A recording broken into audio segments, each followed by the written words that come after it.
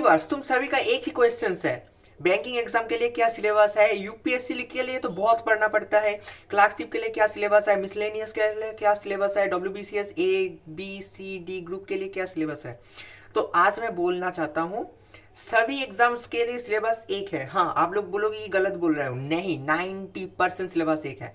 तो पहले से बोल रहा हूँ, ए वाला सिलेबस आप लोग अगर कवर कर सकोगे तो जहां जाओगे वहां जॉब मिलेगा। ओके, देखो हमारा इंडिया में जो भी जॉब होता है सबसे पहला सिलेबस है इंडियन हिस्ट्री। इंडियन हिस्ट्री के अंदर एंशियंट हिस्ट्री, मिडियवल हिस्ट्री और मॉडर्न हिस्ट्री। मॉडर्न हिस्ट्री के अंदर करंट अफेयर्स आता है जो सबसे ज्यादा यूपीएससी में आता है, इसीलिए बहुत सारा बंदा क्रैक नहीं कर पाता है। अभी बोलता हूँ, हिस्ट्री तो गया, हिस्ट्री में मॉडर्न, एंशियंट, मिडियवल, इन तीनों के साथ करंट अफेयर्स को आप लोगों को बहुत चेक करना पड़ेगा। जियोग्राफी में आप लोगों को सॉयल से शुरू करके जो भू प्रकृति होता है उसके बाद से आप लोगों को पूरा जो जो हुआ है, जो जो पास्ट में हुआ है, जो जो अभी चल रहा है, कैसे माउंटेन्स, जलप्रपात, उसके बाद बहुत सारा नदी, लेक्स, डैम, सब कुछ पढ़ना पड़ेगा, सब कुछ। ओके, इसके लिए मैं एक बुक का नाम बोलता हूँ, WBCS क्रैक। ये वाला बुक आप लोग अगर खरीद के पढ़ोगे ना, इसमें ऐसा कुछ नहीं है जो हिस्ट्री में घटा है लेकिन इसमें नहीं है।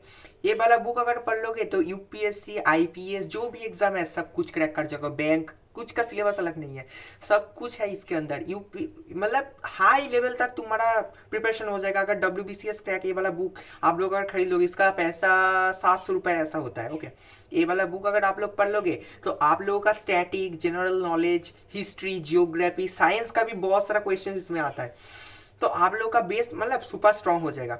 इसके बाद मैथ्स, मैथ्स के लिए क्या करोगे, आईपीएस एग्जाम में ऑप्शनल सब्जेक्ट्स में मैथ्स होता है, तो मैथ्स के लिए तुम लोग बैंकिंग लेवल तक अगर प्रिपरेशन सबसे कठिन जाता होता है, सबसे डेंजरस मैथ्स होता है, तो मैथ्स के लिए आप लोगों को गिन चुन के 18 चैप्टर्स पढ़ना पड़ेगा। ओके, 18 चैप्टर्स, 18 चैप्टर्स में रेशियो, प्रोपोर्शन, मतलब बेसिक चीज़ है, लेकिन आप लोगों को बहुत टेक्निक से सीखना पड़ेगा।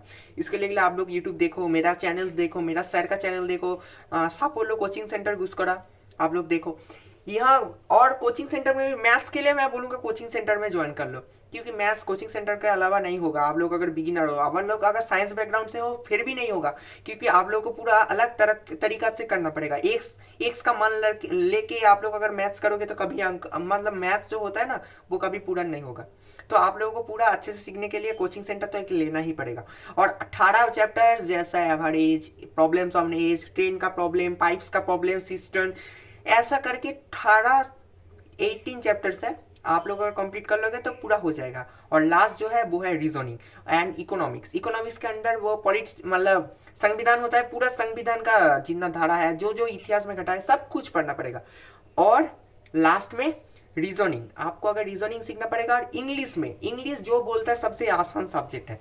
इंग्लिश में आप लोगों को आईपीएस यूपीएससी एग्जाम के लिए आप लोगों को कॉन्वर्सेशन करना सीखना पड़ेगा। कॉन्वर्सेशन उधर आप लोगों को एक मॉडर्न टॉपिक के अंदर एक ऐसे या कॉम्प्रिहेंशन लिखने को बोलेगा, आप लोगों को लिखना पड़ेगा। और जो भी पढ़ोगे ना, अगर WBCS क्रैक बुक से पढ़ोगे तो आप लोगों का प्रिपरेशन हाई लेवल में हो जाएगा। इंग्लिश के लिए आप लोगों को ग्रामर पूरा A to Z करना पड़ेगा।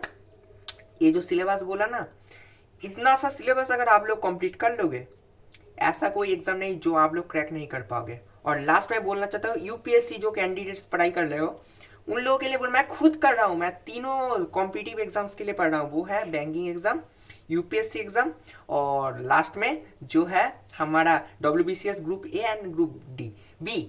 इस इन जॉब्स में बहुत सम्मान मिलता है, बहुत पैसा मिलता है, इसीलिए मैं, देखो सिलेबस तो एक ही है, अलग अलग पढ़ना है, कौन बोलता है अलग अलग, एक ही सब्जेक्ट पढ़ोगे तो हो जाएगा। और लास्ट में यूपीएससी के लिए तुमको करंट अफेयर्स में बहुत जोर देना पड़ेगा, तब जाके मिलेगा यूपीएससी। क्योंकि यूपीएससी देखो सबसे इंडिया का नंबर 1 रैंक है। जो पढ़ाई करता है 16 घंटा 20 घंटा पढ़ता है। तुम लोग एक गलत कसम दूर कर दो कि इस व्हाट्सएप ग्रुप में ज्वाइन करूंगा उधर से मिलेगा, ये सब मत करो। डेली न्यूज़पेपर पढ़ो, यूट्यूब चैनल्स देखो, घटिया का न्यूज़ मत देखो, करंट अफेयर्स देखो। और करंट अफेयर्स जब पढ़ोगे ना, वो एग्जाम के एक महीने पहले से ही पढ़ना, उससे ज़्यादा पढ़ने का ज़रूरत नहीं है। और थोड़ा थोड़ा चर्चा में रखना कि प्राइम मिनिस्टर कौन हुआ किस देश का, कहाँ का चीफ मिनिस्टर कौन हुआ किस राज्य का, क्या हुआ क्या नहीं हुआ, ये सब देखना पड़ेगा। अगर ये सब मेन मेन मतलब स्कैनिंग करना, पूरा न्यूज़पेपर मत पढ़ना, स्कैनिंग करना, मेन मेन हेडलाइंस को स्कैन करके रख देना, वो पढ़ना, ऐसे पढ़ना होगा। ओके, आप लोगों को कॉन्ग्रेचुलेसन्स एंड गुड, क्योंकि आप लोग लास्ट तक वीडियो देख लिए। Best of luck, thank you.